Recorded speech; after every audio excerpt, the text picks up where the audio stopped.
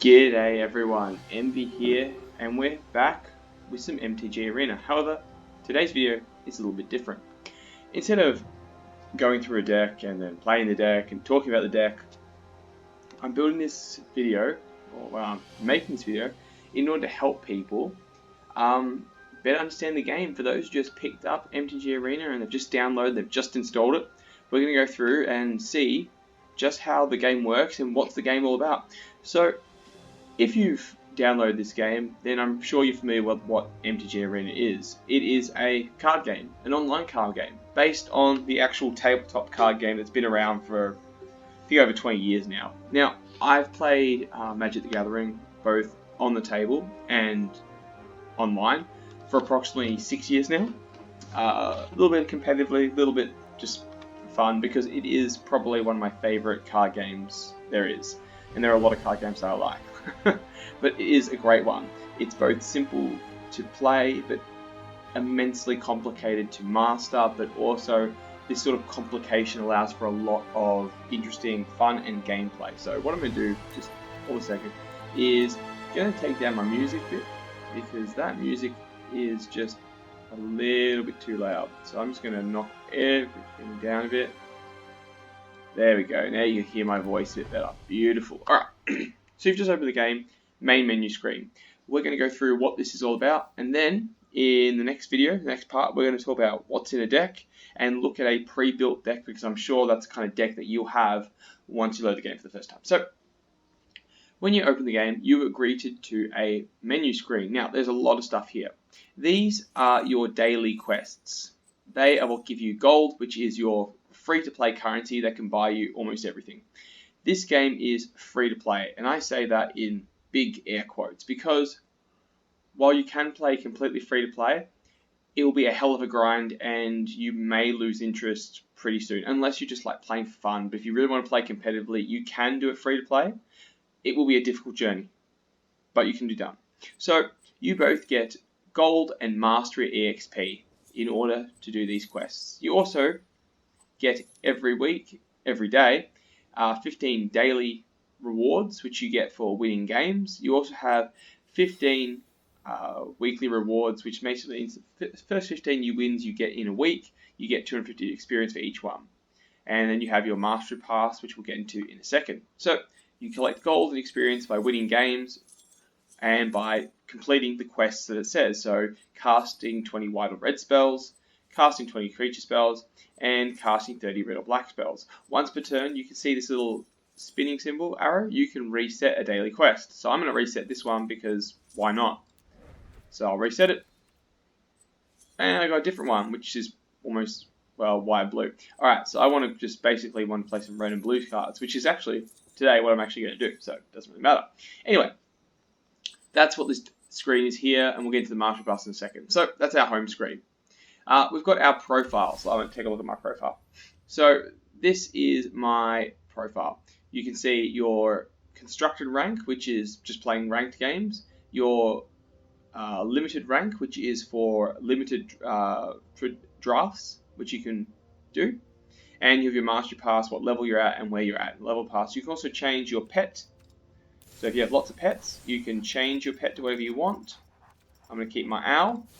And you can change your avatar for whatever you want. I'm going to keep my Fiddlefit because I like him and he's the one I've always had. But you can change it whatever you want. You can go, I'm going to be Tezzeret or Vivian Reed or Jace. But I'm going to go back to Fiddlefit because it's creepy. I like him, so that's it. So I'll go back to home. Alright. So that's your profile. Your profile is essentially you, what you are. You have your name and your code here. This code here is so you can add people, friends on your friend list. So you need the name plus the code, which is pretty important. So we'll go to our decks. Alright. So this here is the decks you have. Now when you start off, you won't have any decks. You'll be given some starter decks, but we will go through that in the next video. We're just going to go through what the game is and what's going on here.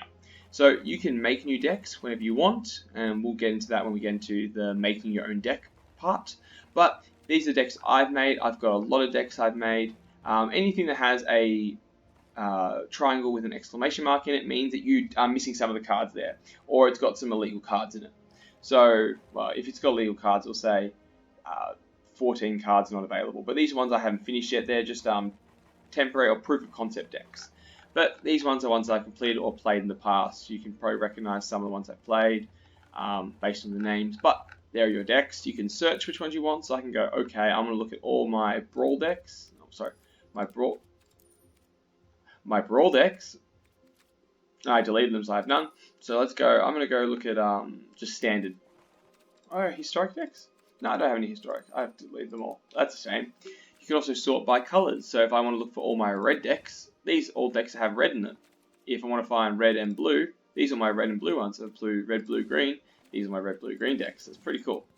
Alright, next is your packs. Now, there are two things here.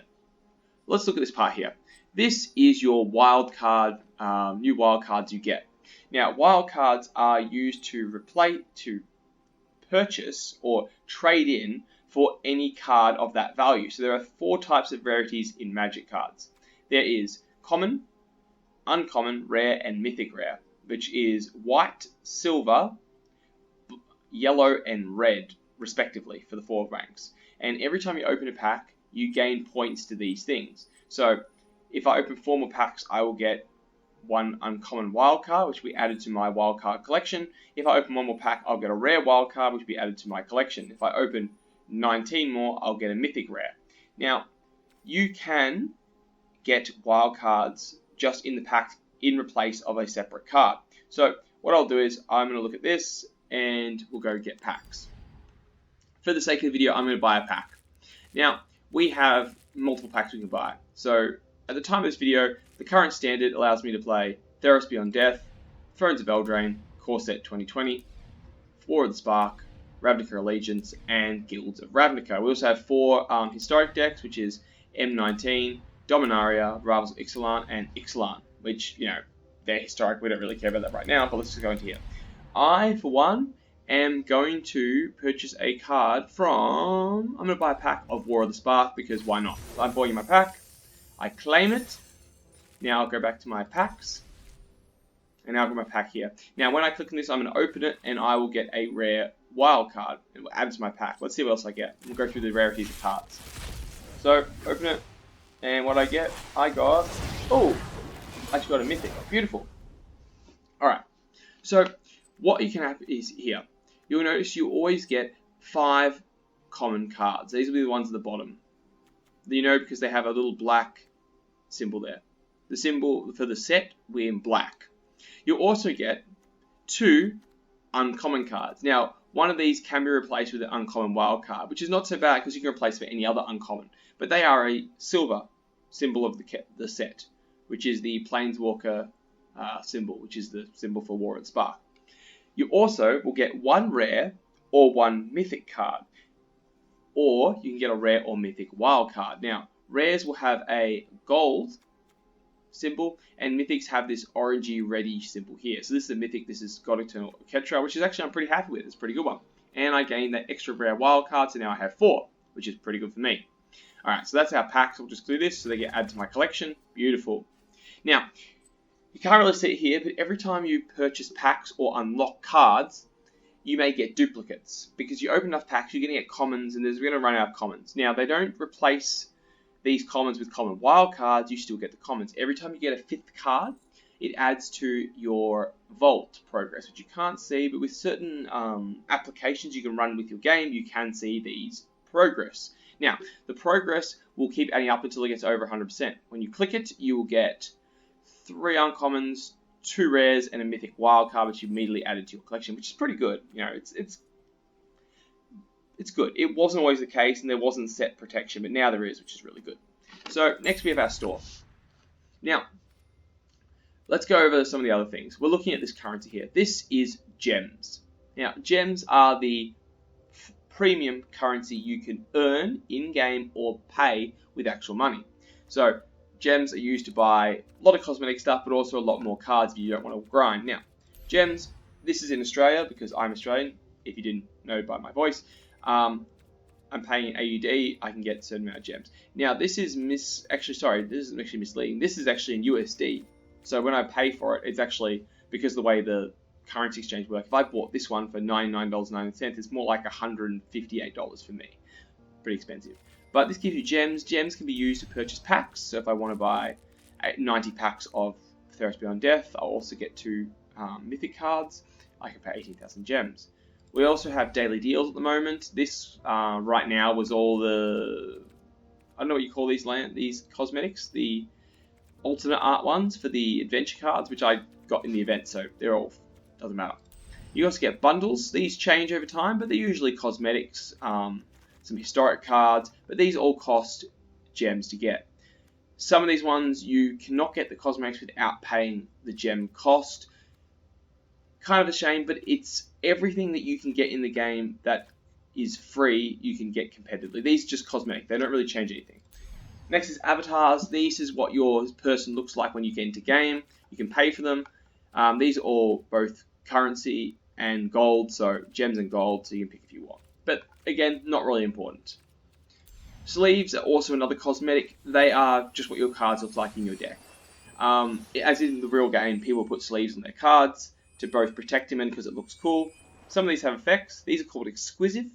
Exquisite sleeves have some sort of effect when you mouse over them, whereas regular ones have no effect. They just look like cosmetic. Alright, and last is your pets. These are pets that sit on your field. You can click them. They do nothing. Honestly, there's these ones that pay. I'm not going to buy them because I only have the pets I was given. I'm not going to pay for pets. No offense. I'm not going to do that. Anyway, that is the store. Last is our mastery pass. Now, at the time of recording, this is in Theros. So this will change depending on when you're looking at this video, but the idea won't. So what is your mastery pass? Well, a long time ago, in a galaxy far, far away, no, I'm just kidding. A long time ago, we had, every time you got a certain amount of wins, you got a free pack. Now, this was pretty cool. So what Wizards of the Coast did is they changed it, and they gave us the mastery pass. Now, the mastery pass you can pay for, which is this one. It's 3,400 gems, and it lasts for the entire set, which is about 3 months. So every time you get experience, you get experience. And every 1,000 experience you get, you go up a level. So if you get 1,000, you get to level 1, 2, and you get Daybreak Chimera cosmetic. You get another 1,000, you get a Ravnica, another 1,000, you get 500, and every level you get some sort of reward. Now, this is the one you pay for. If you do the free one, you get the top tier one, which every 2,000 experience you get a card or a mastery orb or, something else. Now, if you get the free one, your thing runs out about here at 78. But if you get paid for it, you get your stuff. Now, I'm all for making money, but this is actually quite good value, getting the mastery pass, and you do end up getting, I think, like 1,600 gold back. You get about just about over half your money back on the gems. Plus, you can win gems by doing events, so you can get it for free. And this is your pet, what you're currently up to. No, this is the last one. It's pretty cool. Anyway, next is your mastery tree. This will change depending on the set you're looking at, but general idea is every time you get these mastery orbs, which I am, where am I currently? I'm currently here. I'm at 60, so when I get to 61, I'll get this. Next, I'll get 65, I'll get a mastery orb. Mastery orbs can be filled into these trees. Each tree gets you a cosmetic for a card for that set. They've arranged this in colors, so each of the 5 Theros gods, single color Theros gods we got in Theros Beyond Death is there. I filled in the red one, the white one, the blue one, I'm finishing green, and then I'll go to black. No offense to Erebus, but I just don't use him that often. I think I started with blue first because I love Thassa. She's such a good card. But anyway, that is that. So let's go back to the home page and talk about something else. So that is essentially the game. Over here we have our friends list. I have 1 friend. You can see this number changes depending on how many friends you have online. Friends are good if you want direct challenges, but you don't need them. It's kind of weird until they add some sort of chat feature or ability to just add friends or just send requests to people you play with. It's kind of annoying because when you verse people, you don't see their code. You just see their name. You need the code to add friends. I'm guessing this is so you just can't get spam with stuff, which I'm probably going to get because I put my one on the thing. But that's fine. I'm happy to add people because I like talking to people. Anyway, We also have a few events going on, so you can actually see all events. If you just hit the play button, you can see all your events. We've got the Brawlers Guild Hall. You've got some drafts, some events, historic events, lots of other stuff, and timed events. These events only last for a certain period of time, and they end. And then you've got your events that run your standard games, your bot matches, your ranked, your traditional, which is best of 3, traditional standard ranked, which is best of 3, that is ranked as well. Lots of different stuff. You can also direct challenge if you want, which is basically you pick a friend. If you know their code, you put it in, you select the deck, you hit boom. You can go into thing. You can do tournaments, which is really cool, which is awesome. Alright, so that's going to do it for the intro to how this game runs. Thank you so much for watching. Come back for episode 2, where we look at what's in a deck, and we look at a pre-built deck that comes with the game, so we all are on the same footing, and then we'll go and play the deck and show how the deck works. Thank you so much for watching. I will see you all in the next video. Bye for now, guys.